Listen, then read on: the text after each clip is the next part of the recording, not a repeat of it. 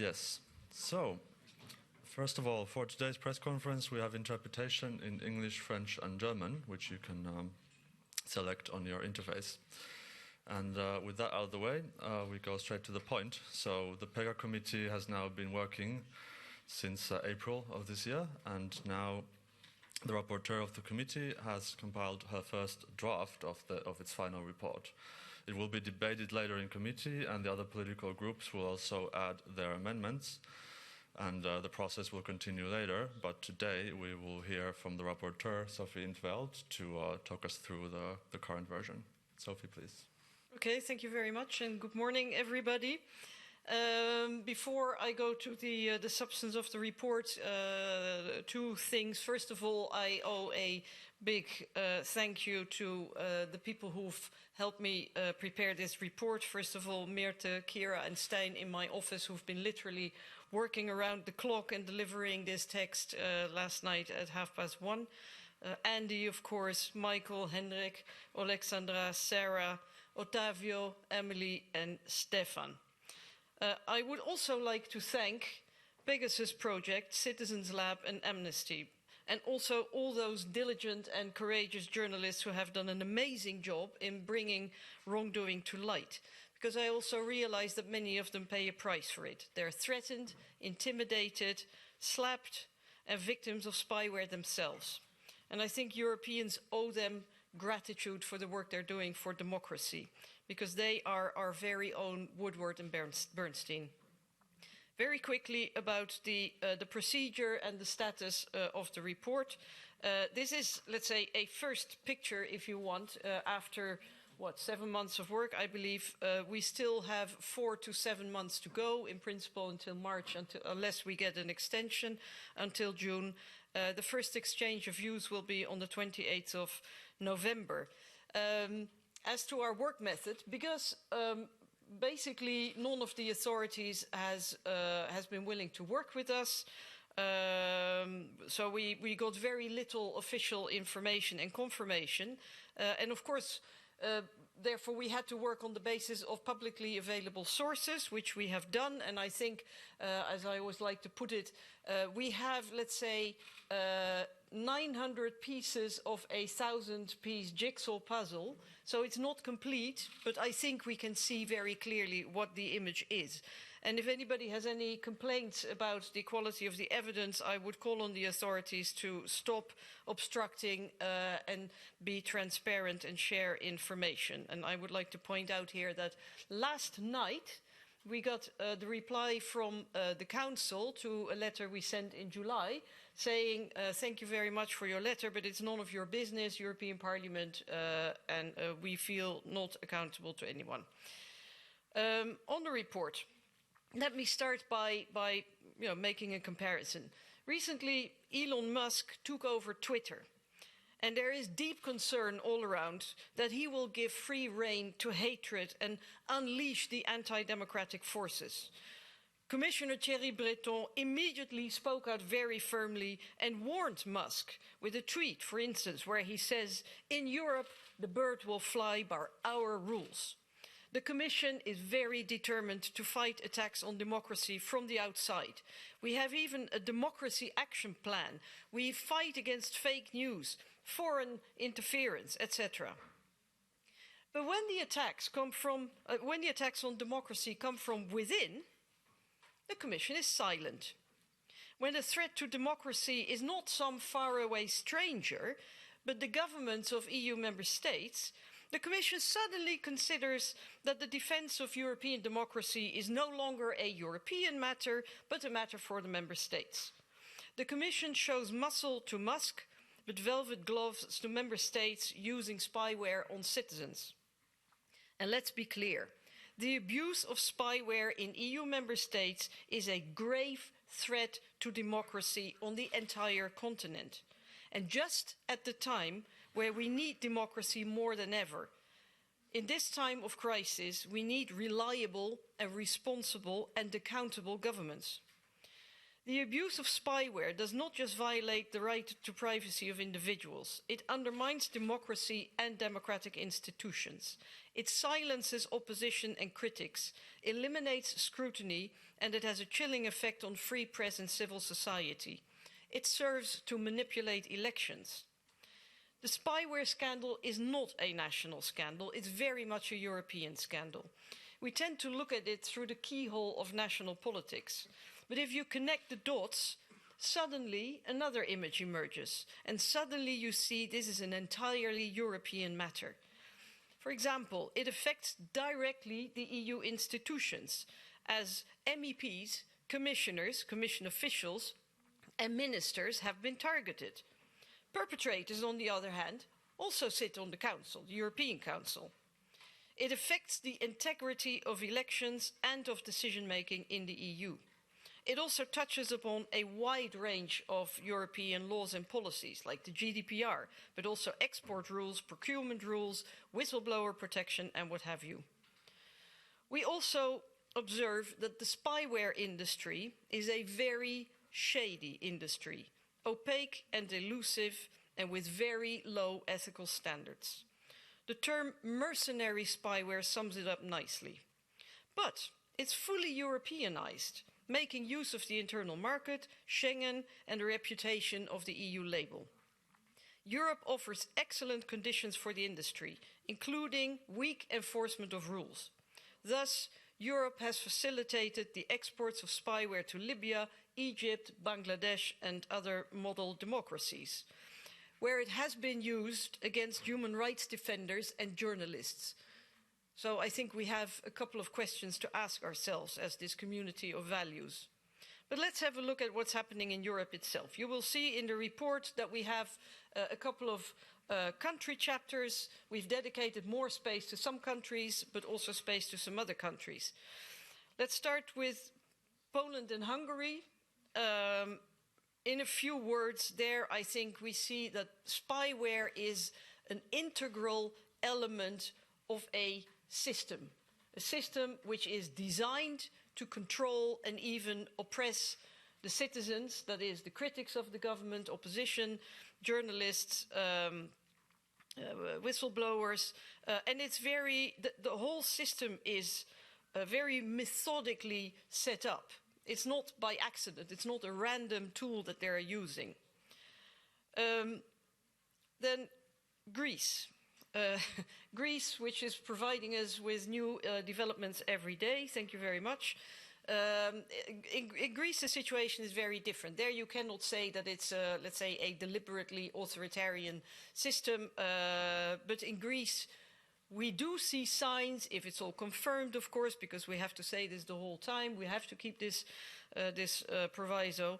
But there, too, we see that it is being used let's say, in a very systematic and large-scale manner, clearly as part of a political strategy. Spain is an entirely situation. Again, a very delicate situation, as you understand. We have very little official information of what's happening, but what we do see is that there are strong indications that politicians and others have been monitored, spied upon, with no evident, imminent, immediate threat to national security. Now, I understand that it's delicate, and I would warmly invite the Spanish authorities to provide us with more information so that we can assess the situation. Cyprus, the last country that we have dedicated a bigger chapter to, will need to look into that a lot more. We have indications that spyware has been used on citizens, but I think most worrying in Cyprus is the hub for exports of spyware. But we need to recognize that all member states have spyware at their disposal. All of them. Even if they don't admit it, they do. So I've already said, they all play a role. Cyprus and Bulgaria, export hubs. Luxembourg is where spyware vendors do their financial business. Ireland offers fiscal conditions which are attractive. Malta, interestingly, seems to be a comfortable home to spyware bosses with golden passports and letterbox companies. Italy, France, and Austria are home to some very important manufacturers and vendors of spyware. The Czech Republic hosts every year the big fair, the spyware fair, also referred to as the wiretappers ball. The Netherlands, Germany and Belgium have sort of more or less admitted that their police forces are using it, although not entirely. The Netherlands, my own country, was apparently also in talks to acquire not just Pegasus, but also Predator, and it was also home to 2 companies which were connected to NSO. What we see is that some governments are abusing spyware, others are still behaving properly, but all of them use the cloak of national security to create an area of lawlessness. They pull the card of national security, and from that moment on, the doors close, the windows close, no questions asked, no accountability, you get no information, and this is also a problem for the victims.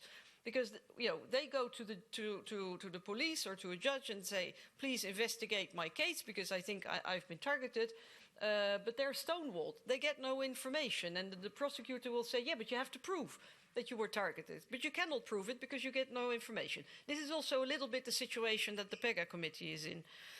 Now, it's clear that measures have to be taken, so I have proposed a number of initiatives, just a small selection. First of all, I have proposed that there be an immediate moratorium. But the moratorium can be lifted on a country-by-country basis if 4 conditions are fulfilled. One is, in those countries where it applies, that all the allegations are properly investigated. 2, that the countries can prove that they have in place a framework for, let's say, responsible use of spyware. 3, that they consent to Europol proposals to investigate. You know that Europol has the power to propose an investigation, and we say that member states who want the moratorium lifted should consent to that. And 4, in those countries where it applies, that export licenses that do not pass the test have to be repealed immediately. Then, of course, we have to regulate the use of spyware in line with standards laid down in case law by the Human Rights Courts and by the Venice Commission. I think it's also important that we agree that there should be a common definition of national security, or at the very least, the obligation for member states to define what national security is, what is the area that national security applies to, and what regime will apply to that area. We need to enforce the export rules vigorously, because that, frankly, friends, is a joke. We have dual use regulation, but the enforcement is really not serious.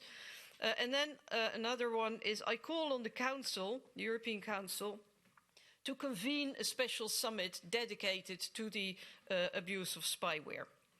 But, and I'm coming to a conclusion, legislating and regulating alone will not do the trick, because without enforcement, legislation is futile.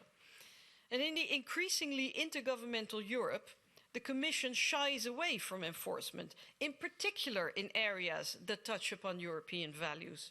And we really need a profound rethink of the way that we have organized governance in the European Union. In recent months, the EU has very rapidly built its defences against attacks from the outside: war, pandemic, inflation, climate change.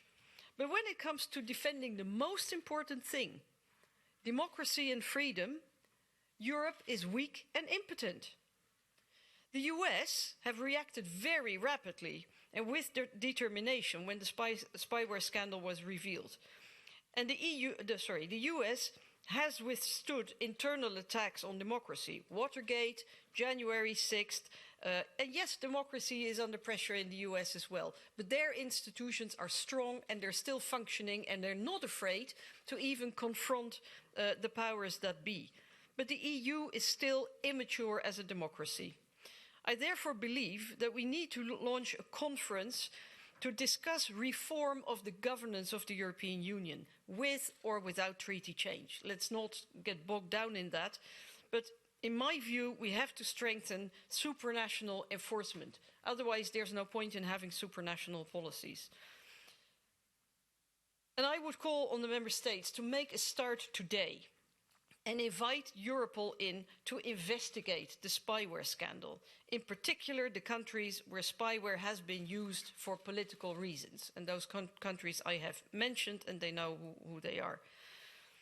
And I would like to conclude by thanking all the colleagues. I'm grateful that we managed to set up this inquiry committee, because this time last year that wasn't obvious. But I believe that we can make an important contribution, because only the European Parliament is able to hold this inquiry. Governments, all of them, collectively, are trying to sweep it under the carpet. But we'll make sure it stays in the spotlights.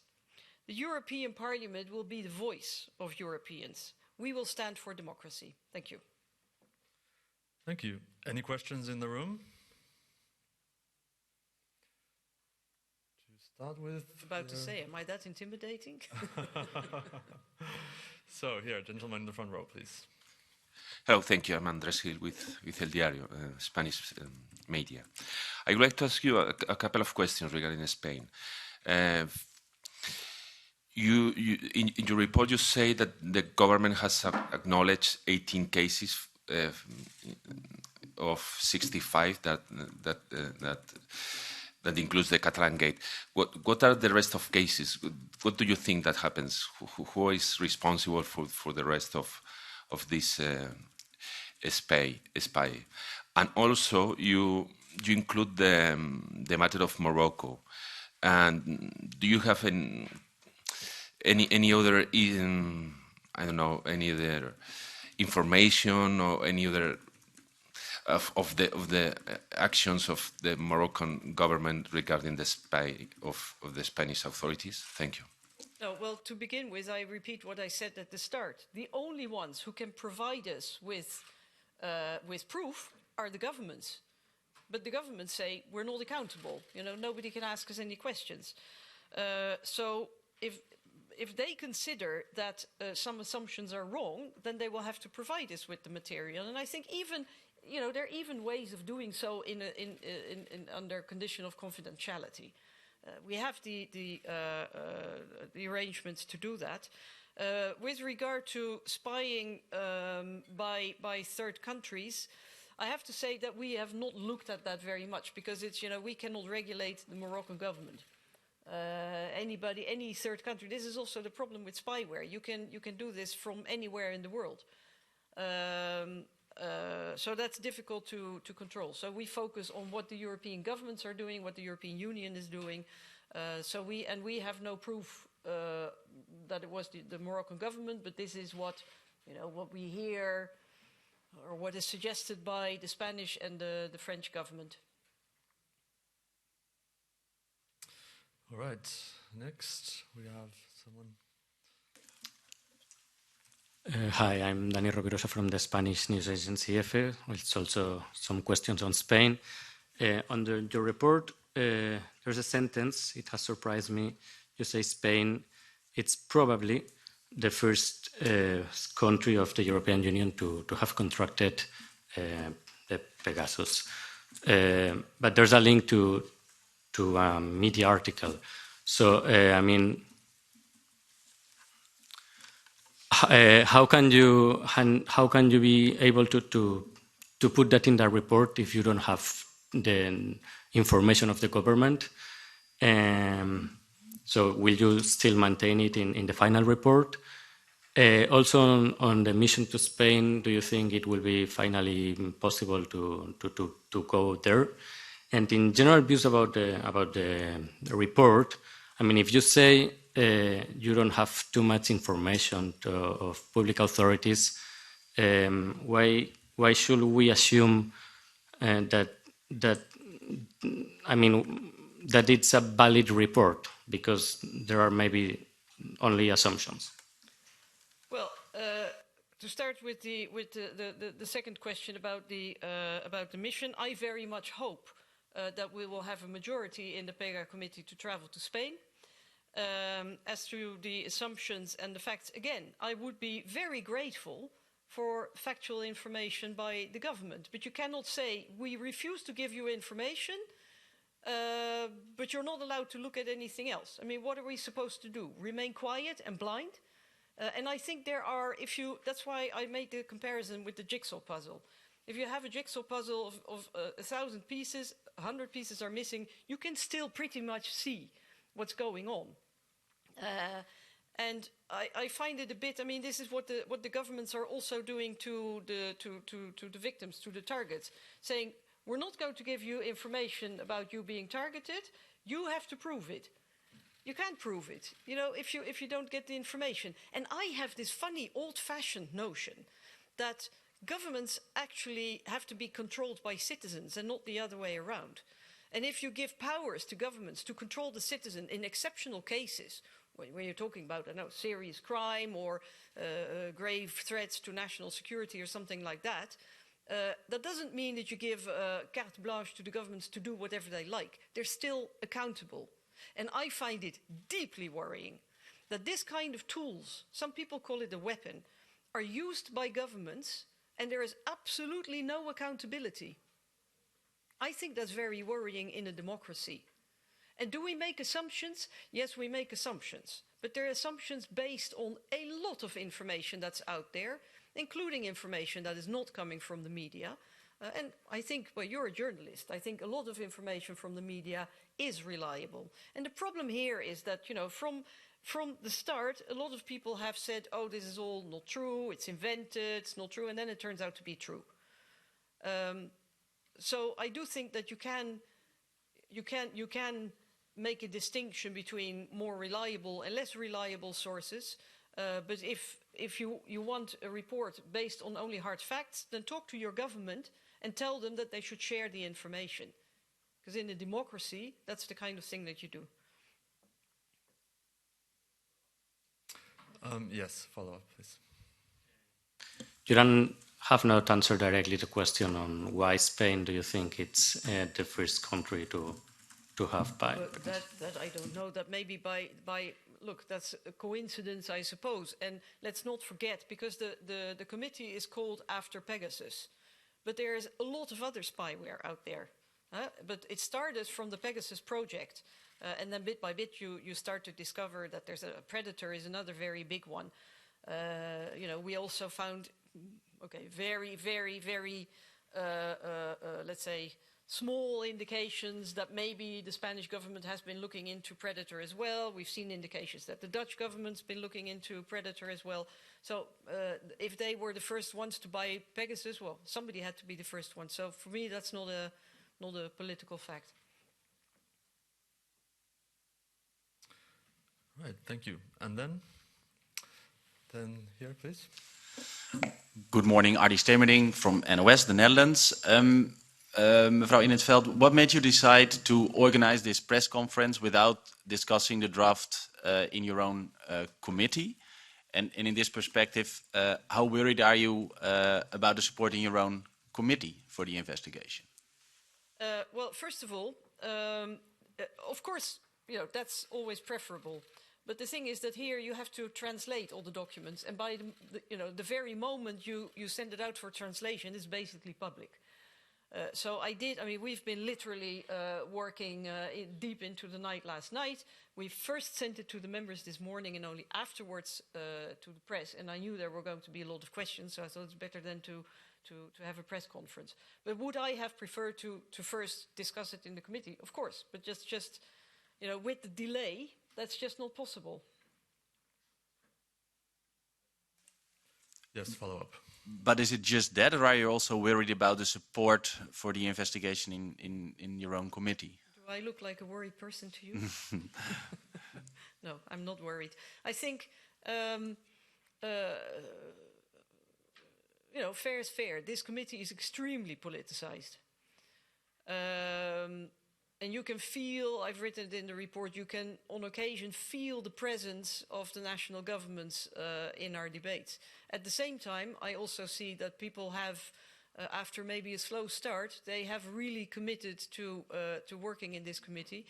I think when it comes to the recommendations, there I think, not on all recommendations, but I think on the vast majority, yes, I think we will find big consensus. But then, of course, on the country chapters, you know, there's going to be criticism, but more, and that will also be, let's face it, you know, linked to political party, nationality, somebody in opposition or in government. Okay, but that's all part of political life. Thank you. Anyone else? Maybe over there. Ah, yes, please. Merci beaucoup, c'est Griselda. Thank you very much. From Spanish Radio's ZER. You seem to be a bit upset with some governments which... I'm going to ask my question in French, but you seem a little bit annoyed with some of the governments which have not cooperated with you. I'd like to know what you are expecting from the governments and the European Commission now that you've actually got the conclusions of the report. First of all, they're not final conclusions yet. This is a first draft. We'll keep working until the end of the mandate of the PEGA committee, so there will be a lot more information that will be fed in. There will also be a lot more development still. What I expect of national governments is what I said before, to behave like democrats. Be accountable to the citizens, be accountable to the public. You know, be accountable to the persons which have been illegitimately targeted. I know it's an old-fashioned notion, but in a democracy, putting people under surveillance should be an exception. And there should be rules. And it should not be possible to abuse it for political purposes, party political purposes, or for the purposes of hanging on to power, manipulating elections, or for the purposes of covering up corruption. So am I angry with the member states? Yes, maybe not equally with all, but what I am angry, you know, the one thing that I am angry about when it comes to all of them is how they are collectively refusing accountability. I've used the term omerta in the report. The letter we got from the council last night, after 5 months, I mean, that in itself is offensive. But you know, the council, on the one hand, this is interesting, because the council says in its letter, it says, this is purely national matter, none of your business, butt out. But they have discussed it in the council. So the council itself recognizes that it is a collective, a European matter. You know, you cannot have both. You cannot say when it suits us, it's European, when it doesn't suit us, it is national. And I really think that it is about time that the European Union grows up as a political union. Can we please, because this is all, the fact that this is happening is because there is a kind of vacuum between, a democratic vacuum between the European level and the national level. Either we are one open space with the markets, with Schengen, with everything I've mentioned, but then we're also one open democratic space, or it's purely national. You cannot have both. You know, you cannot say it's national whenever I don't feel like complying with the rules. So am I angry? Yes, because this is an attack on European democracy. Is that not a reason to be angry? Why is everybody, you know, today, elections in the US, and everybody going like, oh, it's very worrying, democracy in the US is under threat. Bolsonaro, oof, we're so happy that he wasn't elected because we would have been a threat to democracy. Why aren't we upset about democracy in Europe? Europe, that is, I mean, Europe has taken big steps in the last couple of years. You know, with the pandemic, we've been buying vaccines. We're shipping arms to Ukraine. We're talking about matters of life and death. And yet we consider that democracy is a purely national issue? And then, again, these governments, because these same people who are guilty of illegitimate spying on journalists like you, on politicians like me, on NGOs, those same people are sitting in the European Council and in the Council taking decisions that affect every single citizen in the European Union. And I did a little count. If you just the 5 countries which are in focus, which I've mentioned. Together, they have like 106 million inhabitants. That's almost a quarter of the European Union. Now, that carries political weight in the Council. Haven't we got reason to be worried about democracy? I think we do. Thank you. And now we still have time for a few questions, and I'm going to give the floor to someone online for a change, if the people don't mind. George Syriopoulos, please.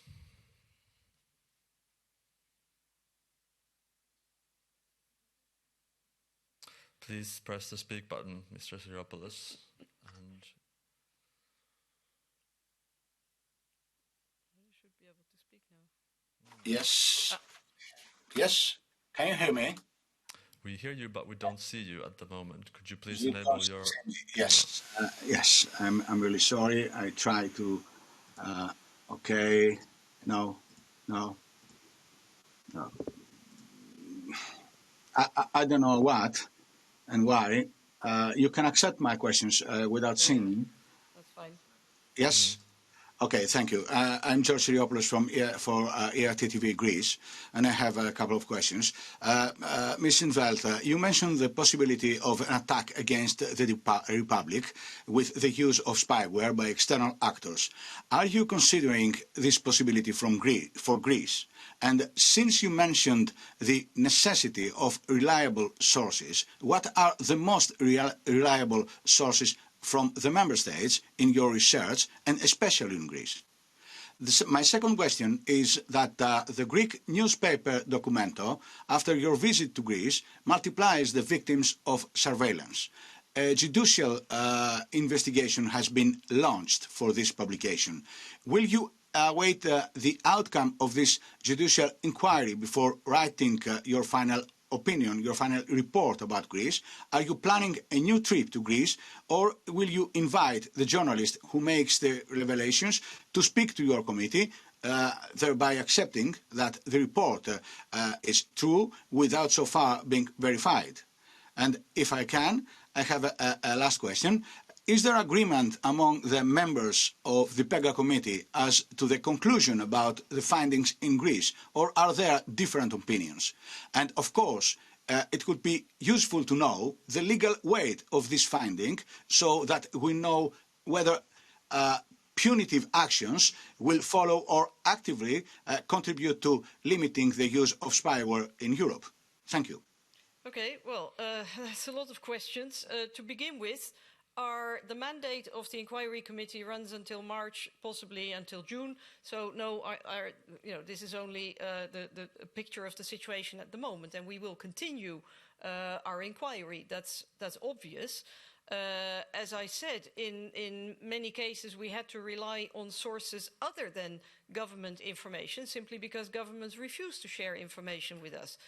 When it comes to Greece, I would think that there are a couple of things that the authorities can do. I understand it is in the discretion of the Prime Minister to lift the confidentiality on the cases of, let's say, legal interception, in particular of Mr. Androulakis and Mr.